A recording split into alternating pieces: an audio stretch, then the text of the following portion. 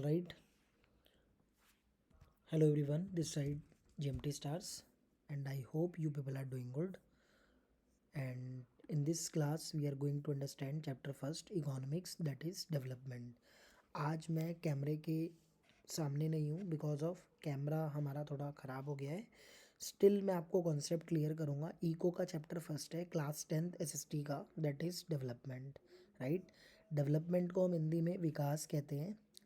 विकास मतलब कोई भी चीज़ की तरक्की करना या किसी भी चीज़ की तरक्की होना को हम डेवलपमेंट कहते हैं. राइट. अब देखो, development goals of different categories of persons. Right. अब देखिए, अलग अलग कैटेगरीज में पर्सनस होते हैं, सबके गोल्स अलग अलग हैं. फॉर एग्जांपल, आप 10th क्लास के स्टूडेंट, एज ए स्टूडेंट्स आप अभी प्रिपेयर कर रहे हैं कि किसी तरह से हमारा एक ही गोल है कि बोर्ड एग्ज़ाम्स अच्छे से चले जाएं. Right. That is your goal. Right. एक आपका कैरियर गोल होता है कि आपको फ्यूचर में ये चीज़ करनी है, ये चीज़ बननी है. राइट. उस चीज़ में सक्सेसफुल हासिल करने को हम डेवलपमेंट कहते हैं. Right. First of all, landless rural labourers, मतलब जिनके पास ज़मीनें नहीं होती, गांव के अंदर के जो भी लेबर्स होते हैं. देखो, मोर डेज ऑफ वर्क, ज़्यादा दिन काम करते हैं, बेटर वेजेस. राइट. अच्छी सैलरी पाने के लिए local school is able to, मतलब वहाँ के जो लोकल स्कूल्स होते हैं वो एबल होते हैं basically provide quality education for their children, कि वो अच्छी क्वालिटी प्रोवाइड करा सकें अपने बच्चों के लिए. Right. There is no social discrimination, social discrimination बिल्कुल नहीं होता. And they too can become leaders in the village. Right. वो उस गांव के लीडर्स बन जाते हैं. नाउ ये था हमारा लैंडलेस रूरल लेबर्स.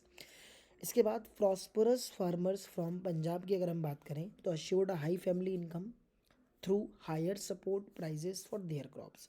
उन्हें एक हायर सपोर्ट मिल जाता है. राइट. हाई सपोर्ट मतलब हाई सपोर्टेड प्राइजेस अपनी क्रॉप्स के लिए मिल जाते हैं थ्रू हार्ड वर्किंग्स के थ्रू, चीप लेबर्स के through. They should be able to settle their children abroad. और वह एबल भी होते हैं कि वो अपने बच्चों को अब्रॉड में सेटल कर सकें. राइट. ये प्रॉस्परस फार्मर्स की बात हो गई जो कि पंजाब से हैं. Right. So that is the example. ठीक है ना. नाउ डेवलपमेंट को हमने ये नहीं कभी बोलना कि आज हमारे पास करोड़ों रुपए हैं तो हम तरक्की कर चुके हैं, पैसे से जज मच करना. बट हाँ, exactly money is most important component of development. But still इसके साथ हमें और भी काफ़ी सारे रिसोर्सेज की रिक्वायरमेंट होती है, तब जाके हम डेवलप कर पाते हैं.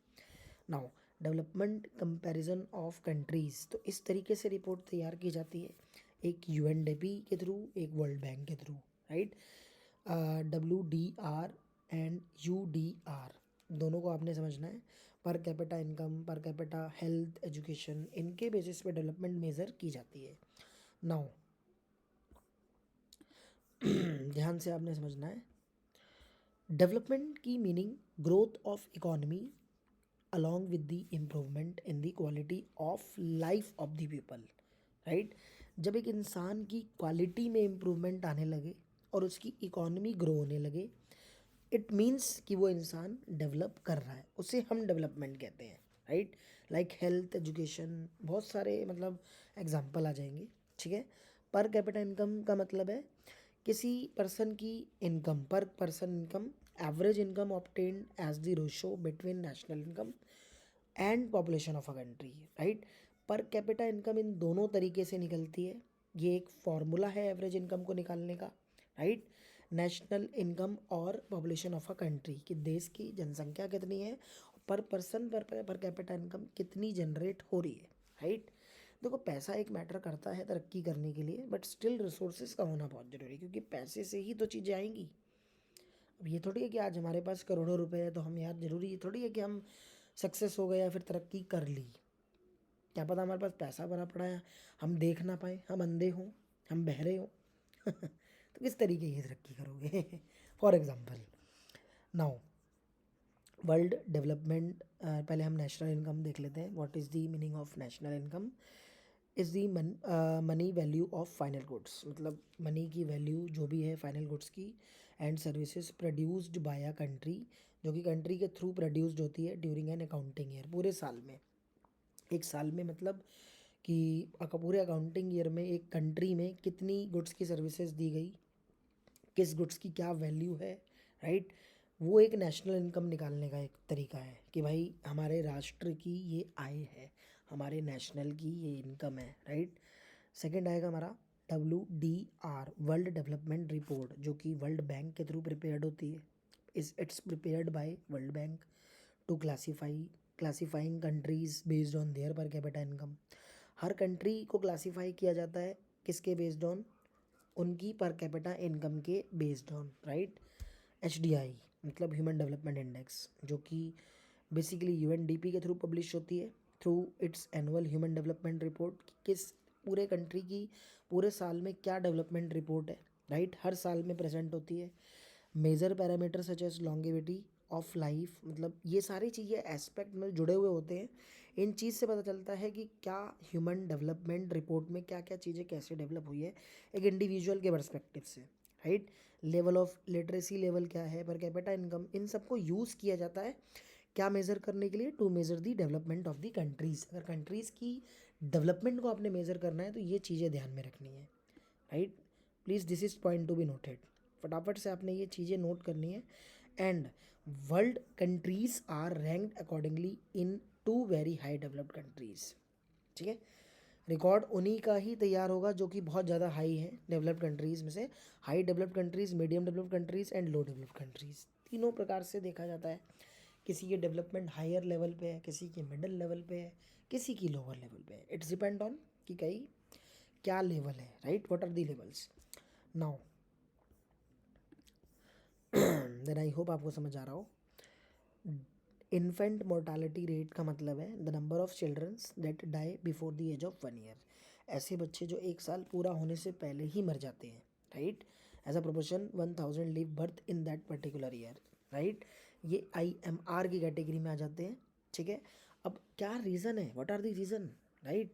रीज़न ये है कि हेल्थ फैसिलिटीज़ नहीं मिलती, डॉक्टर्स अवेलेबल नहीं होते, तो इस वजह से जो है IMR हाई चला जाता है। ऐसे बहुत सारे स्टेट हैं जहाँ IMR हाई हो, राइट। जैसे महाराष्ट्र था स्टार्टिंग में, बहुत सी ऐसे स्टेट्स हैं जहाँ पर IMR हाई जा रहा था बिकॉज ऑफ वहाँ फैसिलिटीज़ नहीं है, राइट। लिटरेसी रेट को हम एक प्रकार से it measures the proportion of literate population, कि मतलब एजुकेटेड पॉपुलेशन को हम मेज़र करते हैं कि कितने लोग एजुकेटेड हैं। इसमें ओनली 7 ईयर से अबव एज ग्रुप को कंसिडर किया जाता है, राइट। इस 7 साल के ऊपर कितने एजुकेटेड हैं, वो एक लिटरेसी रेट है, राइट। इसमें हम ये चीज़ देखते हैं कि इतने परसेंट लोग एजुकेटेड हैं, लिटरेट पॉपुलेशन इतनी है, राइट। नेट अटेंडेंस रेशियो, भाई is the total number of children of age group 6 to 10, मतलब ये एक ऐसे नंबर ऑफ चिल्ड्रंस हैं, मतलब 6 से 10 एज ग्रुप्स के, जो कि एग्जैक्टली स्कूल अटेंड कर रहे हैं, right, as a percentage of total number of children in the same age group. इससे ये पता चलता है नेट कितने बच्चे अटेंड कर रहे हैं स्कूल, ठीक है, बिटवीन दिस एज ग्रुप, इस एज ग्रुप के बीच। नाउ आई होप आपको समझ आ गया हो infant mortality rate and literacy rate, net attendance ratio. Sustainable development का मतलब क्या है? First of all sustainable development आप इकोनॉमिक्स में भी आगे 11th में पढ़ेंगे, राइट। इस चीज़ को आपने अंडरलाइन करते रहना है, मोस्ट इंपॉर्टेंट टॉपिक रहेगा ये हमारा तीनों। नो, सस्टेनेबल डेवलपमेंट का मतलब है it means development without hampering the environment. बिना इन्वायरमेंट को हार्म किए हम किसी चीज़ को आगे ले जाएं, सस्टेन डेवलप करें, उस चीज़ को हम सस्टेनेबल डेवलपमेंट कहते हैं। हमें बिना इन्वायरमेंट को डिग्रेड किए अगर हम डेवलपमेंट कर रहे हैं, दैट मीन्स उसे हम सस्टेनेबल डेवलपमेंट कहते हैं, right. It is the process of development that satisfies the present needs, right. ये जो डेवलपमेंट है इसका जो प्रोसेस है, मतलब ये जो प्रोसेस ऑफ डेवलपमेंट है बेसिकली प्रेजेंट नीड को सेटिस्फाई करता है, right, without compromising the needs of the future generation. बिना कॉम्प्रोमाइज़ किए कि आने वाली जनरेशन की नीड्स भी पूरी हो चुके, ठीक है। क्योंकि सस्टेनेबल डेवलपमेंट का मतलब ही यही है कि बिना किसी को इफेक्ट किए आप आगे बढ़ो, आगे की चीज़ को भी ध्यान में रखो, राइट। तब जाके आप अपनी लाइफ को सस्टेन कर पाओगे, ठीक है। देन आई होप आपको समझ आ गया हो without compromising the needs of the future generation, right, कि आने वाली जनरेशन के लिए कोई कॉम्प्रोमाइजिंग ना हो, ठीक है, उनकी भी सेटिस्फेक्शन हो, वो भी अपनी डेवलपमेंट को सस्टेन कर पाएँ, right, that is called sustainable development. ठीक है, BMI body mass index, one way to find out its adult are undernourished, एक तरीका है इस चीज़ को फाइंड करने का, क्या कि भाई कौन सा पर्सन अंडर नरिश है, कौन से पर्सन, मतलब BMI निकालने का एक फॉर्मूला है। एक होता है नरिश्ड, एक होता है अंडर नरिश्ड, एक होता है ओवरवेट, राइट। तीनों BMI को निकालने की एक फॉर्मूले हैं, तीनों निकालने का एक कैटेगरी है। ठीक है, now divide the weight of person in kg। अगर आपने BMI निकालना है, राइट, तो BMI निकालने का सबसे अच्छा फॉर्मूला है कि किलोग्राम वेट, मतलब divide weight of a person, कि पर्सन का वेट क्या है, इसको हम डिवाइड करेंगे हाइट से।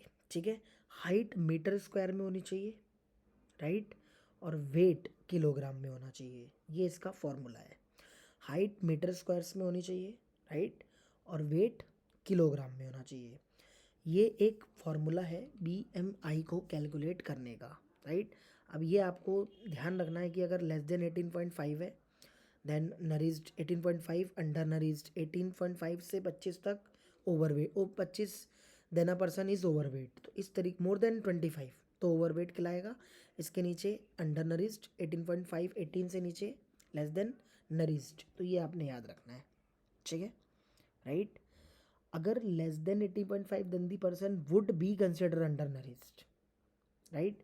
If this BMI is more than 25 then a person is overweight. अगर किसी का BMI 25 से ज़्यादा है तो वो ओवरवेट कहलाएगा, right.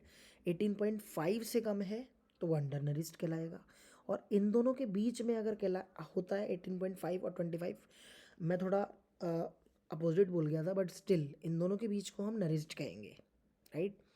Census, the official enumeration of population along with certain economic and social statistics, is given a territory and carried out on specific day. Census वही होता है ना कि जो population की measurement होती है हर 10 साल में, कब होगा census, जनगणना, राइट, कि इसमें हम एक स्पेसिफिक डे पे कोई जनगणना करते हैं, इस तरी मतलब इस कंट्री की पॉपुलेशन ग्रोथ है, ये डेवलपमेंट है, right. Now this was all about the development. देखो डेवलपमेंट का सिंपल मीनिंग यही है, तरक्की, विकास। डिफरेंट पर्सन डिफरेंट गोल्स, हर किसी का अलग गोल है, हर इंसान इंडिविजुअल डिफरेंट है, राइट। अब अगर मैं स्टेट और किसी कंट्री को कंपेयर करूं तो ऑब्वियस सी बात है कि भाई किसी की ज़्यादा होगी पर कैपिटा इनकम, किसी की कम होगी, राइट।